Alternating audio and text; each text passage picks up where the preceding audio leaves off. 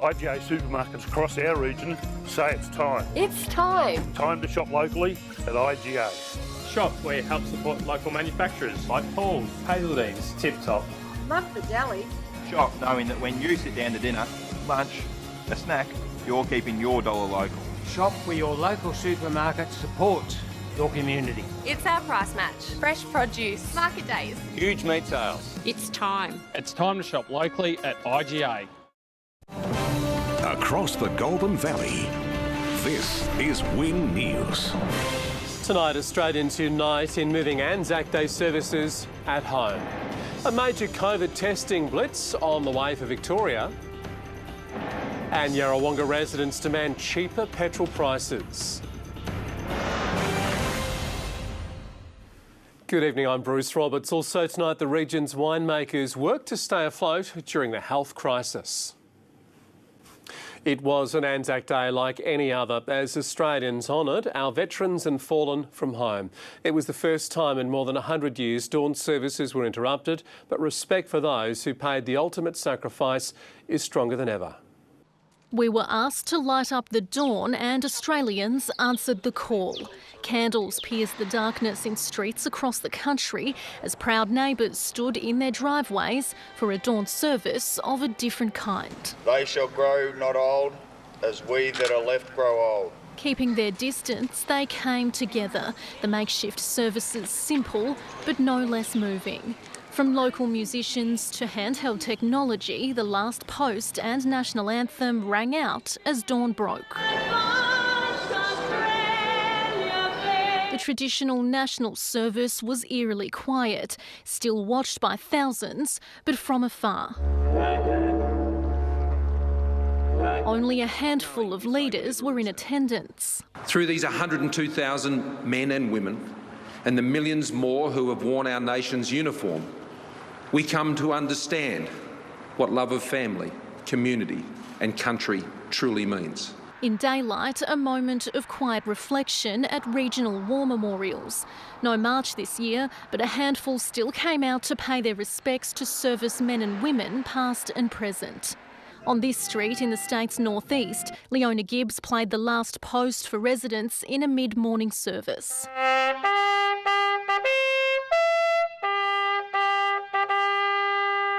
It was the first time since 1919 services have been interrupted. But during an unusual time for Australians, the Anzac spirit's proven stronger than ever. We will remember them. Beth Excel, Win News. And homes across Greater Shepparton also set up tributes to our service personnel. Poppies, Australian flags and photos of loved ones were all on display, while Kai Valley residents created a sombre video to mark the day. An Anzac Day to remember as many families paid tribute in a different way. This garden was turned into a field of poppies, while others displayed the commemorative flower from trees. Lest we forget was spelled out across fences, while Australian flags flapped in the morning breeze. Others told the stories of their loved ones by displaying photos and wreaths. John and Agatha Anderson created a tribute for John's dad, Don, who was in the Navy in World War II. My dad, who is still alive at 96 and lives in Kyabram, has marched every year since he was a returned Navy man, until this year, which of course he wasn't able to march. Two Kai Valley families filmed a tribute video to share, using song and dance to commemorate the day. We are one, but we are many.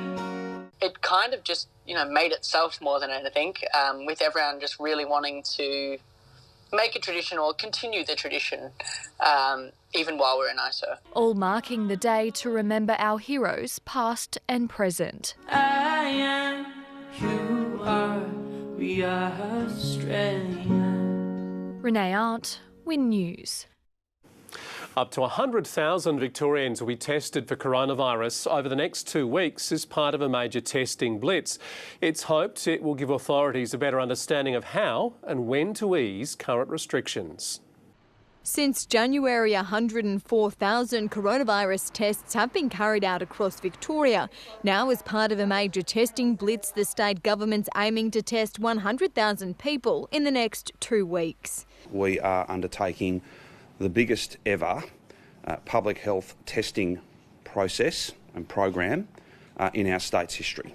The test results will provide crucial information. That'll give us data and options to ease some of the restrictions potentially as we come to the end of the second 4-week state of emergency, or the 11th of May.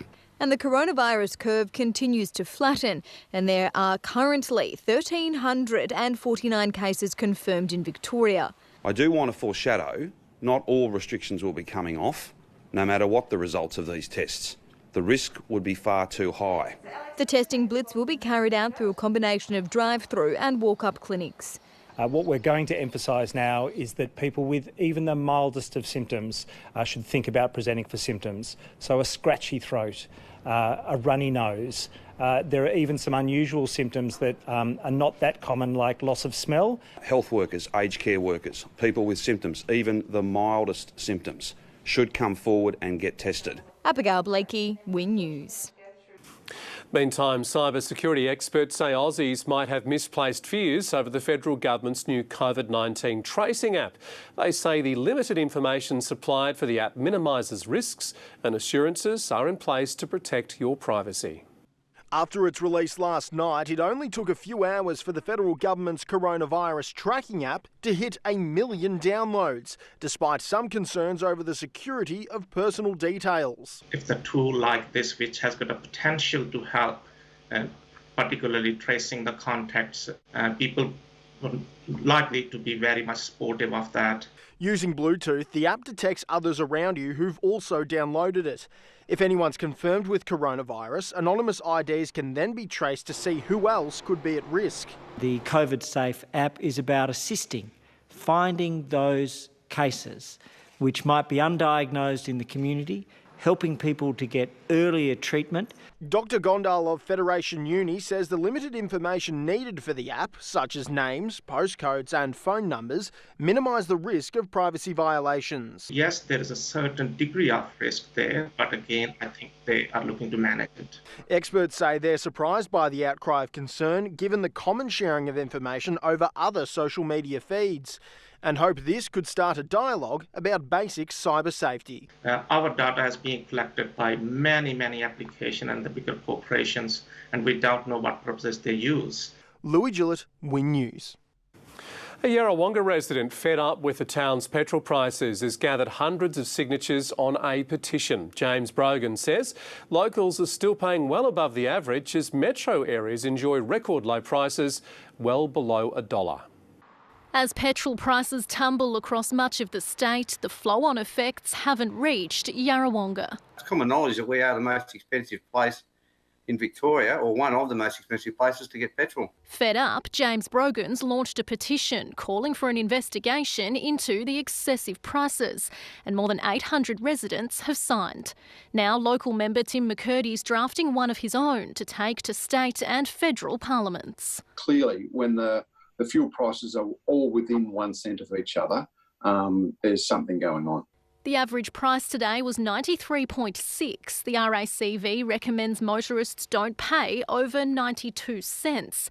But in Yarrawonga, the price still sits around $1.14. And the town's not alone. Kyabram residents have taken to social media today outraged over prices above $1.20. Just down the road in Echuca, you can fill up for under $1. After years of this being the status quo, Yarrawonga locals are fighting back. Mr McCurdy's asking local shops to put the petition on their counters. People have really had enough and they really do want something done about it. And I don't think what they're asking is being unreasonable. Beth Excel, Win News. A draft tourism master plan for Lake Eildon is out for community consultation. It includes plans for retreats, a golf resort and nature-based precincts, as well as aiming to boost the economy, jobs and visitor numbers. There are big plans to soak up tourism opportunities around the lake. It's pretty exciting that we actually look at what the possibilities are for the development of Lake Eildon. The master plan includes 4 business cases that investigate nature-based tourism, accommodation, visitor precincts and sewerage development in a joint venture between Goulburn, Murray Water, Mansfield and Murrindindi Shires and Regional Development Victoria.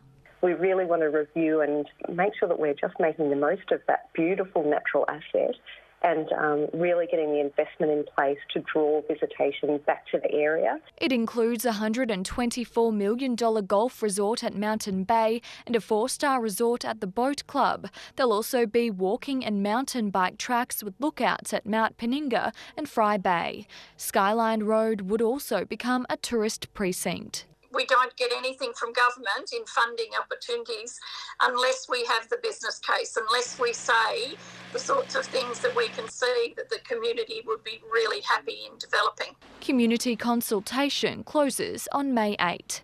Renee Arndt, Win News. And after the break tonight, work on track at Shepparton's new SAM and the region's winemakers working to stay afloat during the health pandemic.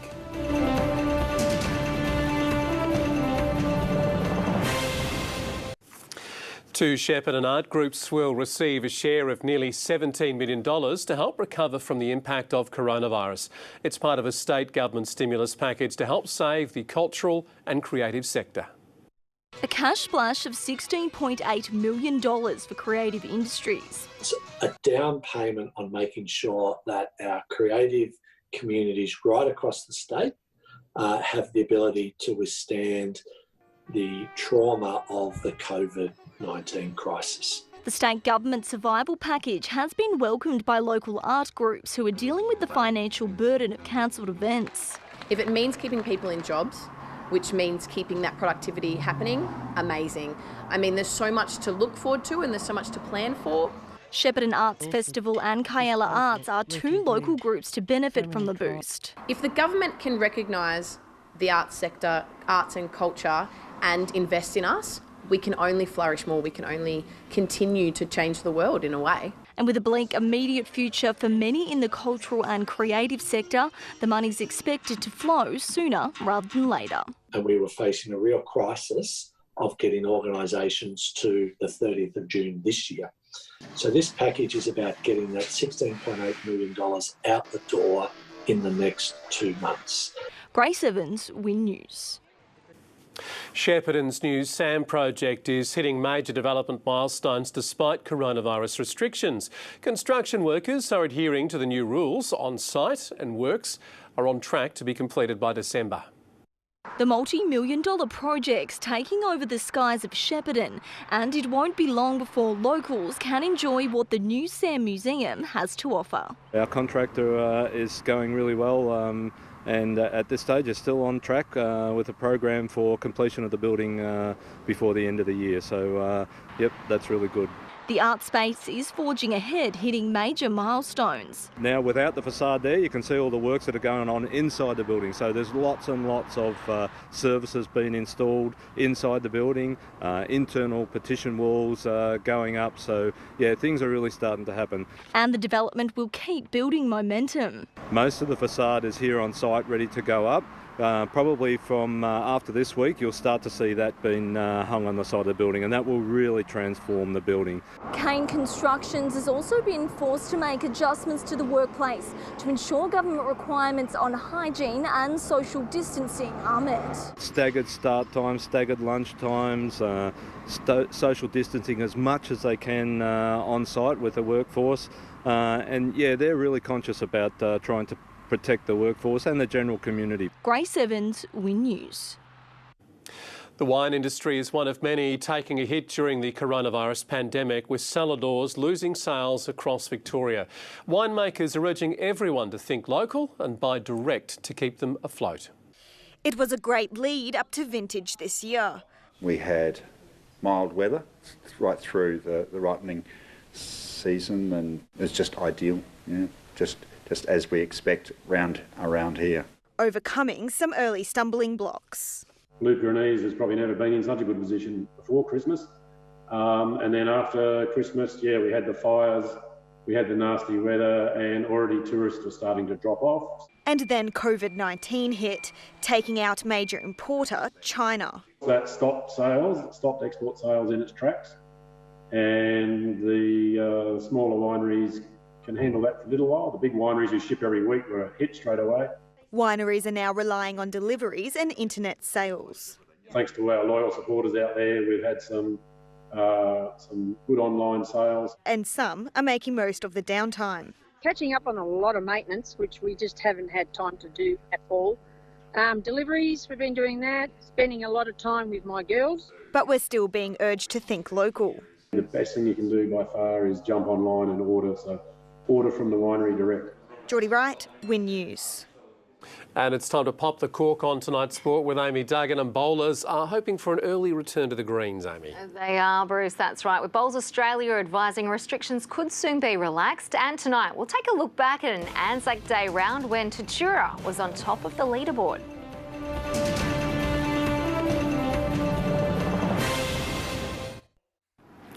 Bowls Australia has begun preparing guidelines for the sport to go ahead once social distancing regulations are eased. The association's been advised consideration is currently being given to relaxing restrictions on sports across the country. The CEO says the guidelines will follow advice from the government and they're hopeful bowls can restart under specific rules in the future. And finally tonight, we go back in time now to the 2003 GVL Anzac Day round. The Mighty Bulldogs dominated the Kai Bombers, with tributes also on the field for our servicemen and women. The Anzac spirit was alive and well at Tatura this afternoon. RSL President Peter Fleming led out his fellow branch members as the large crowd paid homage to those who made the ultimate sacrifice for our freedom. Things appeared to go the Dogs' way early. Captain Travis Ryan won the toss and a minute later hacked a brilliant goal out of mid-air. The Bombers' quick reply came through Heath Barnett in a more conventional fashion. He booted 2 in 3 minutes to give Kai Abram its first taste of the lead. Runners from both teams enjoyed the perfect conditions. David McDonald for Tatura and team handball by the Bombers brought Jared Chapman into the game. Travis Tamburrow then tested the stratosphere with a huge leap, and when Tim Lanyon was left unmarked, the Dogs went into the first change 4 points up. The margin was just 2 points at the final change, but the Dogs moved into overdrive in the last term, kicking 11 goals to win by a massive 65 points. At Euroa, the Magpies and the Demons shared the lead all day, united the victors in the end by 8 points. Meanwhile, my tips for the remainder of round 5, Rochester to beat Tongala, Shepparton and Mansfield to continue their winning streaks, and Benalla to beat the Swans at home. Craig Potter, Win News. An oldie but a goodie. I love those old stories. So do I. Go Tat, go the Bombers. Thank you very much for that, Amy. Chris Polzot joins us after the break. It is a wet week ahead and a wintry blast is on the way.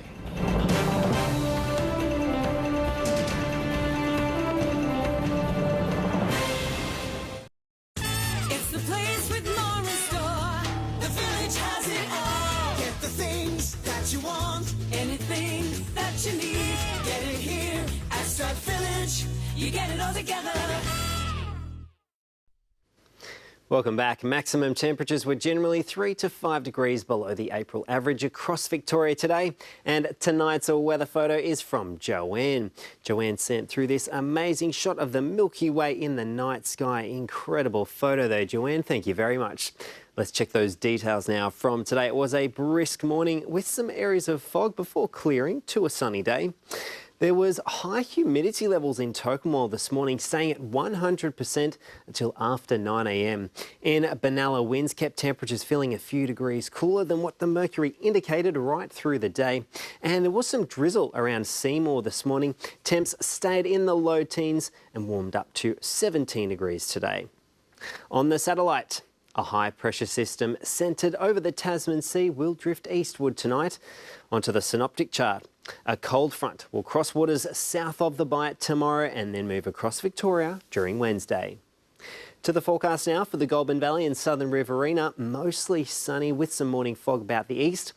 High chance of showers in the east and just a medium chance elsewhere. For Echuca, waking up to 6 and climbing to 21 degrees throughout the day, 21 as well for Rushworth. Down at Mansfield, a chilly 4 to 20 will be the stretch and 20 degrees for Alexandra and for Eildon. Now for Shepparton tomorrow, sunny with some late rain expected. 21 degrees will be the top for Melbourne. Sunny but remaining dry and 20 degrees. Let's look at the days ahead now. Wednesday will be cloudy and wet. There's a chance of a storm and some heavy falls are possible from the late morning. Thursday's looking partly cloudy, a higher chance of showers, could be a storm and hail on the cards. And then on Friday, increased cloud cover and a high chance of showers, most likely during the morning and into the afternoon with possible hail as well. That's all for weather this week. Be well, and a big thank you to those working tirelessly to keep us safe, Bruce. Too true, Chris. Thank you very much for that, and thank you for your company tonight. We'd like to leave you tonight with our tribute to Anzac Day, to our fallen and to our veterans, lest we forget.